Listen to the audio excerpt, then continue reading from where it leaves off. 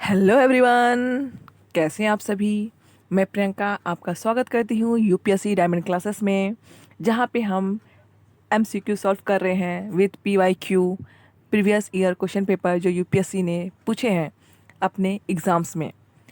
हम ये सीरीज़ चालू किए हैं ताकि हम यूपीएससी प्रीलिम्स को टारगेट कर सकें, जो कुछ महीनों बाद ही है। आज है डे 8। अगर आप चैनल पे नए हैं तो चैनल को सब्सक्राइब जरूर कर ले ताकि आने वाली वीडियोस आपको तुरंत मिल जाए, आपको इधर उधर ना भटकना पड़े। और आप अपने दोस्तों के साथ, फ्रेंड्स के साथ जो यूपीएससी तैयारी कर रहे हैं या करना चाहते हैं उनके साथ ये ज़रूर शेयर करें, क्योंकि आप अपनी स्टडी के अकॉर्डिंग ही पढ़ाई करें और आप खुद और दूसरों को यूपीएससी के लिए ग्रुप स्टडी के लिए भी इसे शेयर ज़रूर करें। और चैनल को लाइक करें। आपको ये वीडियो कैसा लगा कमेंट करके ज़रूर बताएं। तो चलिए वीडियो स्टार्ट करते हैं हम। उसके पहले आप अगर चैनल पे नए हैं तो इसके पहले के सारे सीरीज़ ज़रूर देखें। बूंद बूंद से ही घड़ा भरता है, तो हर एक वीडियो को आप अच्छे से क्वेश्चन को सॉल्व करें। अगर आपके नहीं प्रिपरेशन कंप्लीट है तो कोई बात नहीं, डरने की कोई आवश्यकता नहीं है। अभी अपने माइंडसेट को एकदम ओपन कीजिए। जितना भी आपने पढ़ा है आप उसी के बेसिस पे सॉल्व करने की कोशिश कीजिए, क्योंकि अभी कुछ टाइम है आपके पास, तो डरने की ज़रूरत नहीं है। आप डर को बोलिए कि आप बाद में आना, मुझे ये सेशन देखने के बाद आप आना। तो आपको ओपन माइंड से ये सॉल्व करना है। जितना भी आपके पास है नॉलेज, 10 12 ग्रेजुएशन और जितना आपने पढ़ाई किया है, 1 ईयर 2 ईयर 3 ईयर जो भी है, आप अपने सारे नॉलेज को लगा के सॉल्व करने की कोशिश करें। चलिए, वीडियो शुरू करने से पहले मैं एक बात ज़रूर आपसे कहना चाहूँगी। हौसले बुलंद कर रास्तों पर चल दे, हौसले बुलंद कर रास्तों पर चल दे, तुझे तेरा मुकाम मिल जाएगा, तुझे तेरा मुकाम मिल जाएगा। बढ़कर अकेला तू पहल कर, बढ़कर अकेला तू पहल कर, देख कर तुझको काफिला खुद बन जाएगा। जी, मुझे याद आ रहा है कि जैसे महात्मा गांधी ने जब दांडी मार्च यात्रा शुरू की थी, तो स्टार्टिंग में जब वो अपने घर से निकले थे और जो डेस्टिनेशन तक पहुँचे थे तो उसमें काफ़ी अंतर था। जब वो घर से निकले वो अकेले थे, उनके साथ कुछ उनके ही दोस्त थे। बट जब वो अपने डेस्टिनेशन तक, मतलब जब वो अपने लक्ष्य तक पहुँचे, डेस्टिनेशन तक पहुँचे, तब वहाँ बहुत सारे, मतलब उनका काफ़िला एक था, बहुत सारे लोग थे। वैसे ही आज आप अकेले महसूस कर सकते हैं, लेकिन आप चलिए, और जब आप कुछ समय बाद अपने डेस्टिनेशन पे होंगे या पहुंचने वाले होंगे तो आपके पीछे काफ़िला ही होगा। तो इस तरह से एकदम ऊंचा सोचे, बड़ा सोचे, डर को कहिए कि बाद में आइएगा, अभी मुझे अपना काम करने दो। आपके सामने जो यूपीएससी में 2021 में पूछा गया है क्वेश्चन, ये आपके सामने आ गया है। इसलिए मैं आपको पीवाईक्यू लेके आती हूँ ताकि आप एकदम यूपीएससी के ओरिएंटेड ही पढ़ाई करें। चाहे आप हिंदी मीडियम के हो या इंग्लिश मीडियम के हो, आप यूपीएससी के अकॉर्डिंग ही पढ़ाई करें। क्योंकि कभी कभी इसमें मैंने लेंदी क्वेश्चन भी डाले हैं, बट कभी कभी होता है कि हम यूपीएससी के अकॉर्डिंग नहीं कर पाते। हम बहुत सारे एमसीक्यू सॉल्व करते हैं, बहुत सारे, लेकिन जब हम यूपीएससी में जाते हैं ना, तो यूपीएससी में कभी इजी, कभी हार्ड, कभी शॉर्ट क्वेश्चन, कभी लॉन्ग क्वेश्चन, कभी उसके आंसर इतने लेंदी होते हैं कि पूरा टाइम निकल जाता है। अगर आप कुछ पीवाईक्यूज़ को उठा के जैसे 2024 में या 2023 में देखें यूपीएससी के प्रीलिम्स एग्ज़ाम को, तो आपको पता चलेगा कि हम जो मॉक दे रहे हैं और जो यूपीएससी पूछ रही है वो टोटली डिफरेंट है। इसलिए कई बार बच्चे मॉक में अच्छा प्रदर्शन करने के बाद भी यूपीएससी क्लियर नहीं कर पाते। इसका रीज़न यही है कि हम जो प्रिपरेशन कर रहे हैं वो यूपीएससी के अकॉर्डिंग ही है। यूपीएससी हमेशा आपका कॉन्सेप्चुअल क्वेश्चन, कॉन्सेप्चुअल नॉलेज जानना चाहती है। बट हम कभी कभी इतने रश में होते हैं, स्थिरता नहीं होती है, हम भागने के चक्कर में, डर में, भय में हम वो सब पढ़ने लगते हैं या हम उधर शिफ्ट हो जाते हैं जो हमें यूपीएससी से दूर लेके चली जाती है। इसलिए मैंने हमेशा कहा है यूपीएससी जब भी आप दें, अटेंशन में दें, एकदम अटेंटिव रूप में रहें। जैसे हम बोलते ना, नाम ले करके तो हम बोलते यस सर, तो आप अटेंशन में रहें, क्लियर रहे, अलर्ट रहे, अवेयर रहे, तभी आप यूपीएससी क्लियर कर सकते हैं। यूपीएससी में बिल्कुल मायने नहीं रखता कि आपने कितनी बुक्स पढ़ी हैं, कितना सब कुछ पढ़ा है। ये वीडियो अंत तक देखिएगा, आपको बहुत कुछ जानने को मिलेगा। आपको सिर्फ और सिर्फ कॉन्सेप्चुअल विथ फैक्चुअल नॉलेज होना चाहिए, बट कॉन्सेप्चुअल ज़रूरी है, कॉन्सेप्ट क्लियर होना आपका ज़रूरी है। चलिए आप देखिएगा कि मैंने जितने भी कराए हैं आज से पहले, फैक्चुअल क्वेश्चन यूपीएससी बहुत कम पूछती है। फैक्ट्स हम डेट टाइम और कुछ नाम इतनी हार्ड हार्ड होते, उसको याद करने के चक्कर में हम मेन चीज़ भूल जाते हैं। तो जब आप ये सीरीज़ देखते हैं तो आपको पता चलता है कि आपको कैसे तैयारी करनी चाहिए। आपके सामने यूपीएससी ने 2021 में जो क्वेश्चन पूछा था वो है number 1, consider the following pair. Historical places है एक साइड और एक साइड है वेल नोन फॉर। ये जो प्लेसेस हैं ये किसके लिए जाने जाते हैं? नंबर 1, बुरजा होम रॉक कट श्राइन है। 2, चंद्र केतुगढ़ टेराकोटा आर्ट है। ये एक साइट है प्लेस, जैसे बुरजा होम, चंद्र केतु, और ये साइड है वेल नोन फॉर, किसके लिए जाना जाता है? 3 नंबर है Ganeshwar copper artefact. Which of the pair given above is correctly match. इसमें से करेक्टली मैच कौन है? वीडियो पॉज करके आप आंसर दीजिएगा। आशा करती हूँ आपने वीडियो पॉज करके आंसर दिया होगा। इसका करेक्ट आंसर है option number D, 2 and 3। Because 1 जो बुरजा होम है वो रॉक कट श्राइन नहीं है, क्योंकि ये नियोलिथिक पीरियड का है, तो यहाँ पे रॉक्स नहीं थे उस समय, इसलिए 1 is wrong, 2 and 3 is right. अगर आप क्वेश्चन नहीं भी सॉल्व कर रहे तो आपको डरने की ज़रूरत नहीं है, आप ट्राई कीजिए और अपने नोट्स बनाते चलिए। सेकंड क्वेश्चन जो यूपीएससी ने 2021 में पूछा था, आफ्टर कोविड मतलब पोस्ट कोविड, इसको आप हल करने की कोशिश करें हमारे साथ।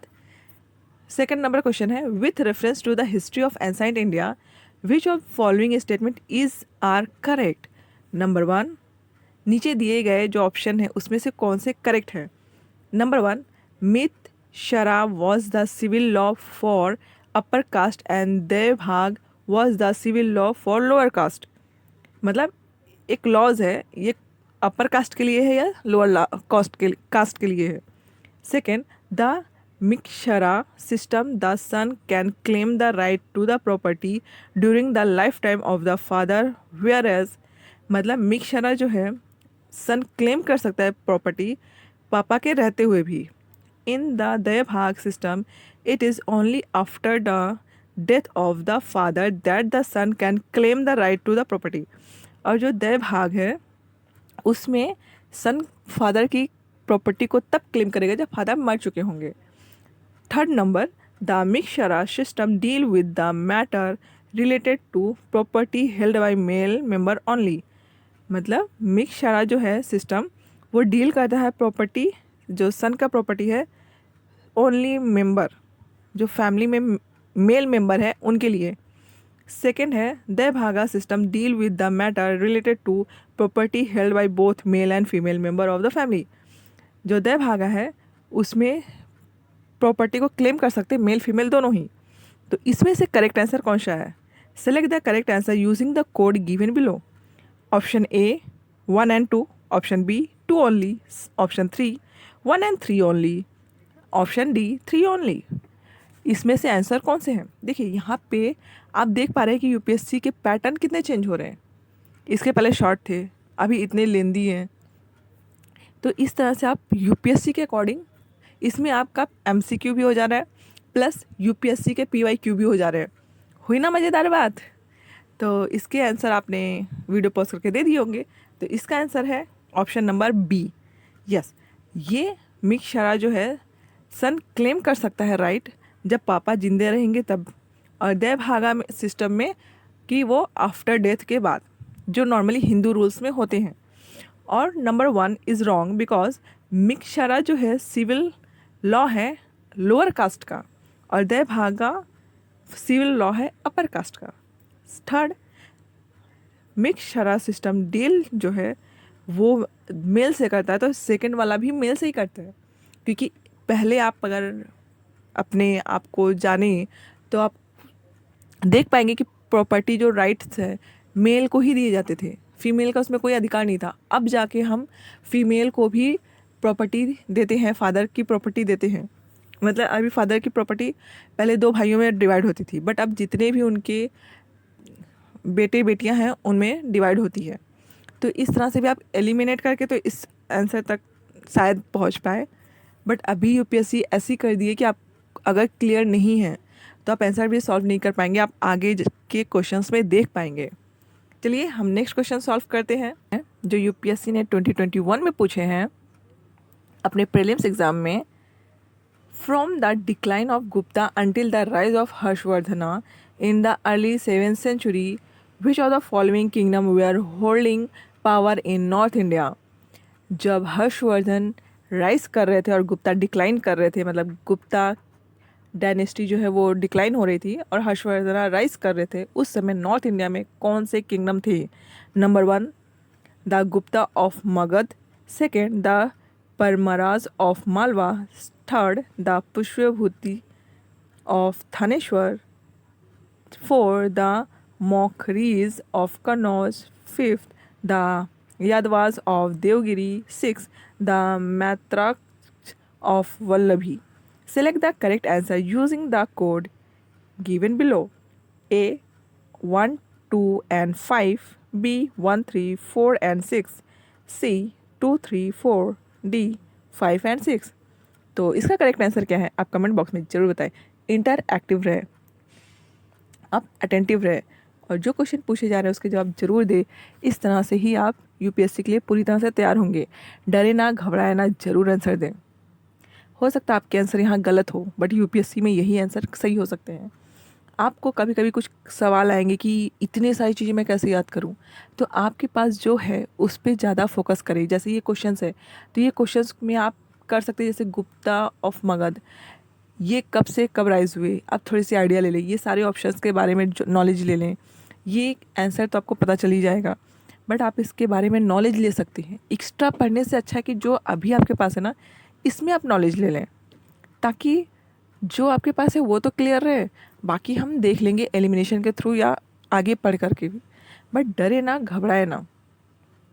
इसका करेक्ट आंसर होगा ऑप्शन नंबर बी, बिकॉज जो ऑप्शन नंबर 2 है वो 10th सेंचुरी में थे, मतलब परमराज ऑफ मालवा वो 10th सेंचुरी के आसपास थे। और जो 5 नंबर है यादवास ऑफ देवगिरी वो भी मिडिवल इंडिया के थे। तो इस समय 1, 3, 4, 6 मतलब the Gupta of Magadha, the Pushyabhuti of Thaneshwar, 4 the Maukharis of Kannauj, 6 the Maitrakas of Vallabhi. Sorry for my pronunciation. आपके सामने नेक्स्ट क्वेश्चन है जो यूपीएससी ने 2022 में पूछा था। अपने प्रीलिम्स एग्ज़ाम में देख सकते हैं आप कैसे ही यूपीएससी के पैटर्न चेंज हो रहे हैं, कभी शॉर्ट क्वेश्चन, कभी लॉन्ग क्वेश्चन, कभी डायरेक्ट आंसर। 4 नंबर क्वेश्चन का सवालों का जवाब दीजिए आप। विच one of the following statement about Sangam literature in ancient south India is correct. कभी कभी बच्चे छोटा क्वेश्चन देके बहुत खुश हो जाते हैं, बट ईजी समझ के भी आपको बहुत ज़्यादा खुश नहीं होना है। आपको हमेशा अलर्ट रहना है और पूरे क्वेश्चन को अच्छे से पढ़ना है। अपनी खुशी को साइड में रखें, अपने डर को साइड में रखें और क्लियर होते हुए पढ़ाए, पूरा पढ़ें। देखिए ऑप्शन नंबर ए, यहाँ पे संगम लिटरेचर के बारे में पूछा जा रहा है जो साउथ इंडिया का है, इतना तो आपको पता चल गया। सेकेंड ऑप्शन जो है उसको आप ध्यान से देखिए। Option number A, Sangam poems are devoid of any reference to material culture. जो संगम पोएम में कहीं भी मटेरियल कल्चर का जिक्र नहीं मिलता है। Option B, the social classification of varna was known to Sangam poets. Sangam poets में सोशल क्लासिफिकेशन के बारे में पता चलता है। C, Sangam poem have no reference to warrior ethics. Sangam poem में कहीं भी वॉरियर एथिक्स का चर्चा नहीं किया हुआ है। D, Sangam literature refers to magical force as irrational. तो मैजिकल फोर्सेस के बारे में रेफर्स नहीं किया हुआ है। अगर आप ऑप्शन नंबर ए देखेंगे और सी और डी देखेंगे तो इसमें करेक्ट आंसर कौन सा है? इसमें करेक्ट आंसर है ऑप्शन नंबर बी, बिकॉज जो संगम पोएम है वहाँ पे मटेरियल कल्चर का रेफरेंस मिलता है। हमें वहाँ वॉरियर के बारे में भी पता चलता है कि कैसे वॉरियर होते थे, कैसे वार होता था। डी, वहाँ पे मैजिक की भी बातें कही गई हैं। जब हम तीनों ए सी डी को एलिमिनेट करते हैं तब जाके हम बी तक पहुँच सकते हैं। यहाँ पे संगम लिटरेचर के बारे में बोला है, साउथ इंडिया के बारे में बोला है जो आप जानते हैं, बट इसके जो क्वेश्चन है वो देखिए आप कैसे पूछे जा रहे हैं, कॉन्सेप्चुअल क्वेश्चन है। अब आपके सामने नेक्स्ट क्वेश्चन है जो यूपीएससी ने 2022 में अपने प्रीलिम्स एग्जाम में पूछा था, तो इसके आंसर भी आपको कमेंट बॉक्स में देने हैं। आप हमेशा इंटरैक्टिव रहें ताकि आप यूपीएससी एग्ज़ाम को बहुत अच्छे से कर पाएँ। यूपीएससी एग्ज़ाम से डरने की ज़रूरत नहीं है, बट हाँ वहाँ पे अलर्ट रहने की ज़रूरत है कि आप अलर्ट रहेंगे ना तो बहुत सारे क्वेश्चंस आप सॉल्व कर पाएंगे। अगर आप मेरी पूरी सीरीज़ फॉलो करेंगे तो आपको कम से कम वहाँ पे 70-80% क्वेश्चन आप इजीली सॉल्व कर पाएंगे। जहाँ तक रही करंट अफेयर्स की बात, तो उसको आपको साथ साथ पढ़ना है, बट उसके चक्कर में आपको अपना बेसिक कंप्लीट ना करें, ऐसा गलती ना करें, क्योंकि बहुत सारे बच्चे होते हैं जो इंजीनियर डॉक्टर्स होते हैं, ग्रेजुएशन बहुत अच्छे से किया होता है, बट यहाँ आके वो फेल हो जाते हैं। तो इसके लिए भी आपको ना अवेयर होना होगा, अपने डर को, अपने भय को एक तरफ करना होगा। जैसे आप हमेशा से पढ़ते आए हैं वैसे ही पढ़ के अप्लाई करने सीखना है, तो उस तरह से अपने आप को बदलते जाना है और बोलना है कि डर को और भय को अभी दूर रहो। तो आपको 5 जो है, अगर आपको लग रहा है कि मैं बहुत स्लो कर रही हूँ तो आप स्पीड के द्वारा भी इसे कर सकते हैं। आप 2-3-4 बार वीडियोस देख सकते हैं, इससे आपको हेल्प ही होने वाली है। और अपने दोस्तों के साथ इसे ज़रूर शेयर करें, सब्सक्राइब कर ले channel. With reference to Indian history, consider the following text: Netipakaram, second, Parishit Pakaram, Parvan, 3, Avadan Satak, 4, Trishakti Lakshana Mahapuran. Which of the above are Jain text? इसमें जितने भी नाम दिए गए हैं इसमें जैन टेक्स्ट कौन से हैं? Option number A 1 2 3, B 2 4, C 1 3 4, D 2 3 4। इसमें से कौन से ऑप्शन करेक्ट हैं? कौन से जैन टेक्स्ट हैं? तो जैन बुक्स जो हैं या जैन टेक्स्ट जो हैं वो हैं 2 और 4, और जो बच गए हैं 1 और 3 ये हैं बुद्धिस्ट टेक्स्ट। आपके मन में क्वेश्चन आज रहा होगा कि हम कितने सारे बुक्स के नाम याद करें, हम कितने सारे जैन या बौद्ध धर्म के जो टेक्स्ट है कितने सारे नाम याद करें? तो पहले मेरा एडवाइस है, जो आपके सामने दिख रहा है यहाँ पे आपको 2-2 पता चल गए हैं, जैसे 2 और 4 जो है वो जैन टेक्स्ट है और 1 और 3 जो है वो बुद्ध टेक्स्ट है। तो आप पहले यहाँ से नोट कर लें कि ये तो कंफर्म है। उसके बाद कभी आप बुक पढ़ रहे हैं या कभी आप किसी क्वेश्चन को एमसीक्यू सॉल्व कर रहे हैं तो वहाँ से आपको जो मिलता है उससे आप ले, एक्स्ट्रा गूगल करके जानने की कोई ज़रूरत नहीं है। मतलब आप बहुत सारे बुक्स के नाम, बहुत सारे टेक्स्ट के नाम जानने की कोई ज़रूरत नहीं है आपको। जो मिल रहा है आप उसको देखिए पहले, इतना ही आप याद कर लें, क्योंकि नाम बहुत डिफरेंट है। आप 1-2 आपकी, हमारी गलती क्या होती है ना, हम 1-2 नहीं कर पाते तो हम उसमें फंसे रहते हैं। बट आपको देखना कि अगर 10 क्वेश्चन है, अगर आपने 8 भी कर लिया है तो अपने आप को शाबाशी दीजिए कि चलिए, ताकि जो आप 2 क्वेश्चन नहीं कर पाए वो बाद में कर पाएंगे। बट अगर आप 2 क्वेश्चन में फंस गए, मान लीजिए आपने 10 दिया और आपके 8 सही हुए, 2 नहीं सही हुए और आपके टेंशन है कि मेरा 2 नहीं सही हो रहा है, उसकी वजह से आप 8 को भी गंवा देंगे। क्योंकि एग्ज़ाम में बच्चे अधिकतर डर की वजह से फेल हो जाते हैं। ये यूपीएससी एग्ज़ाम है, आप इसे नॉर्मल एग्ज़ाम के थ्रू भी फॉलो कर सकते हैं। तो आपके पास जो है आप हमेशा उस पर फोकस करें, जो नहीं है उससे बचें। हाँ, उसको भी मतलब लेके चलें। जैसे मैंने कहा यहाँ पे टेक्स्ट के बारे में बताया गया है, तो पहले तो आप ये दोनों टेक्स्ट याद कर लें कि ये जैन के हैं, ये बुद्ध के हैं। बाकी आप कोई क्वेश्चन पढ़ रहे हैं या कहीं मॉक दे रहे हैं या कोई और भी बुक्स में पढ़ लिया आपने, तो वहाँ पे आप ध्यान दें। समझ रहे हैं आप? मतलब कहने का मतलब है कि आप एक्स्ट्रा मत भागिए, जो आपके पास है पहले आप उसको कवर कीजिए। हमारी गलती यही होती है कि हम एक्स्ट्रा भागते हैं। तो आज आपके सामने जो 6th क्वेश्चन है, जो यूपीएससी प्रीलिम्स 2022 में पूछा गया है, एक तरफ रॉक एडिक्ट अशोका के मेजर रॉक एडिक्ट है और एक तरफ है लोकेशन, कहाँ वो हैं, किस स्टेट में है। तो पढ़ते हैं हम क्वेश्चन, और आप देख ही पा रहे हैं कि यूपीएससी के पैटर्न कितने डिफरेंट हैं।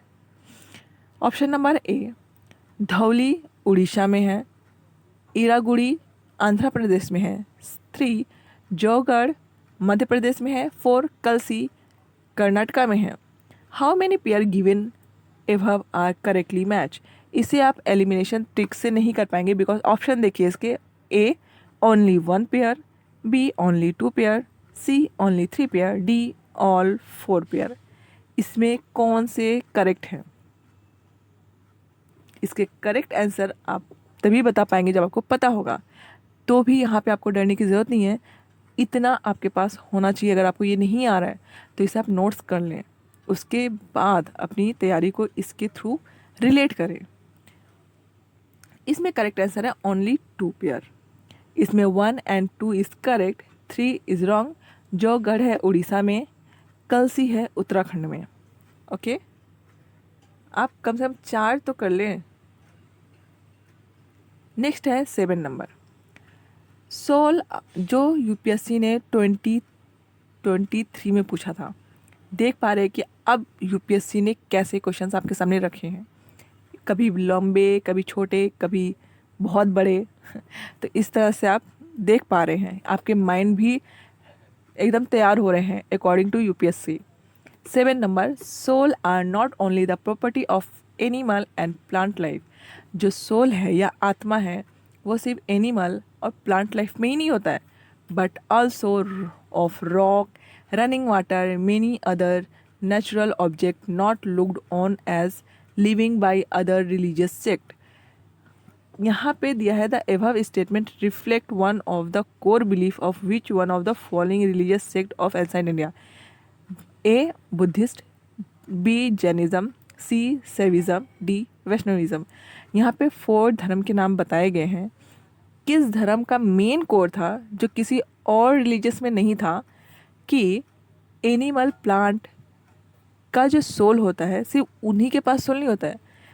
जो पत्थर्स हैं, जो वाटर बह रहे हैं, और जो नॉन लिविंग थिंग्स हैं, नेचुरल थिंग्स हैं, उनमें भी सोल होता है। मतलब एक्चुअली कण कण में शंकर बोलते ना। तो उस लेवल तक का किसने सोचा था कि सब चीज़ में सोल है? आशा करते हो आपने आंसर करेक्ट दिया होगा। ये थोड़ा कॉन्सेप्चुअल है, आपने कहीं ना कहीं ज़रूर पढ़ा होगा। आशा करते हो आपने राइट आंसर दिया होगा, बट इसका आंसर होगा जैनिज़्म। इन लोग की एक स्टोरी बहुत फेमस है कि ये फार्मिंग भी खिलाफ रहते थे, क्योंकि वहाँ पे भी इंसेक्ट्स, किसी इंसेक्ट्स को भी नहीं मारना है, इसलिए अपने माउथ को शट करके रखते, कि मतलब कपड़े से लगा के रखते ताकि कोई चीज़ उड़ती हुई मुंह में ना चली जाए। तो इस तरह से वो पूरी तरह से अहिंसा का पालन करते हैं। तो जैनिज़्म में बोला गया कि सिर्फ एनिमल और प्लांट्स में ही सोल नहीं होते, बल्कि जितने भी नेचुरल ऑब्जेक्ट्स हैं, जैसे पानी जो बह रहा है, नदी, तालाब, फिर जो रॉक्स हैं, पत्थर्स हैं, उन सब में भी सोल होते हैं। आपके सामने लास्ट क्वेश्चन है जो यूपीएससी ने 2023 में पूछा था। Consider the following pair site और वेल नोन फॉर। बेसनगर, यहाँ पे साइट है एक साइड, और वो किस लिए जाना जाता था ये पूछा गया है। आप इसमें भी देख पा रहे हैं कि कैसे ऑप्शंस दिए गए हैं, ओनली 1, ओनली 2, ऑल 3, नन। इस तरह से आपको क्वेश्चंस यूपीएससी में देखने को मिलेंगे। इसीलिए मैं ये सीरीज़ लेके आई हूँ, ताकि आपका मॉक के साथ साथ पीवाईक्यू होता रहे और पीवाईक्यू के साथ साथ मॉक भी होता रहे। अगर आपको ये वीडियो अच्छा लगा है तो ज़रूर बताएं कमेंट करके कि वीडियो कैसा लगा। दोस्तों के साथ शेयर करें, सब्सक्राइब जरूर करें चैनल, और लाइक कर दें। इससे हमें बहुत अच्छा लगता है और हम बहुत फर्स्ट से और एनर्जेटिक के साथ काम करते हैं। तो जो हमारा साइट है, बेसनगर, भाज, सीतनवाल्स, और यहाँ पे है वेल नोन फॉर। जैसे बेसनगर है सेवाइट केव श्राइन, मतलब ये जो केव है यहाँ पे सेवाइट जो शिव भक्त थे वो रहते थे। सेकेंड, भज बुद्धिस्ट केव श्राइन, यहाँ पे ये जो केव है वहाँ पे बुद्धिस्ट संत रहते थे। थर्ड, मतलब वो प्लेस था, बुद्धिस्टों का प्लेस था। थर्ड, सीतान वसल जैन केव श्राइन, यहाँ पे जैन के मतलब धर्म आश्रम के बोल सकते हैं आप, कि वहाँ पे धर्म जैन से रिलेटेड लोग रहते थे। तो इसका करेक्ट आंसर क्या है? इसका करेक्ट आंसर है option number B, only 2, because जो 1 नंबर है बेसनगर, वो सेवाइट केव श्राइन नहीं था, ये वैष्णव केव श्राइन थी। यहाँ पे विष्णु को मानने वाले लोग रहते थे, लोग रहा करते थे, पूजा करते थे, जो विष्णु को मानते थे। वैष्णो केव श्राइन थी ये। तो कम से कम जो आपके पास है जैसे श्राइन के नेम, तो यहाँ पे आपके पास पता है कि भज जो है वहाँ बुद्धिस्ट केव श्राइन है, सीतना वसल जो है वो जैन है, और बेसनगर जो है वो वैष्णो है। कम से कम ये आपके पास होने चाहिए, एक्स्ट्रा आप कुछ भी ऐड ऑन करें। कैसा लगा ये वीडियो ज़रूर कमेंट करके बताएं, लाइक करें, शेयर करें, चैनल को सब्सक्राइब ज़रूर कर लें, अपने दोस्तों के साथ शेयर करें। Thank you. मिलते हैं एक नई वीडियो के साथ नेक्स्ट वीडियो में। Thank you.